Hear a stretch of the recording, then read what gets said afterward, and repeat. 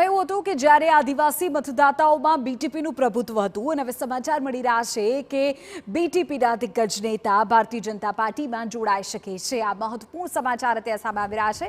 છોટુ વસાવાના પુત્ર મહેશ વસાવા ભાજપમાં જોડાશે તેવી ચર્ચાઓ ચાલી રહી છે અને મહેશ વસાવા પાટીલ સાથે મુલાકાત પણ કરી ચૂક્યા છે। આ વચ્ચે પિતા છોટુ વસાવાએ સુરતના એક લગ્ન પ્રસંગ દરમિયાન મહેશ વસાવાને લઈને નિવેદન આપ્યું। તેમણે કહ્યું કે મહેશના સમજ છે અને તેમને મિસગાઈડ કરવામાં આવ્યા છે। તેમના ભાજપ કે બીજે ક્યાંય જોડાવાથી સમાજનું ભલું નહીં થાય તેવી વાત કરી। આ ઉપરાંત છોટુ વસાવાએ કહ્યું કે તેઓ આરએસએસના વિરોધી છે। પુત્ર ભાજપમાં જાય કે બીજે ક્યાંય વિરોધ કરતા રહેશે। એની ના સમજ છે એટલા માટે અને બીજા લોકોએ એને મિસગાઈડ કર્યો હશે।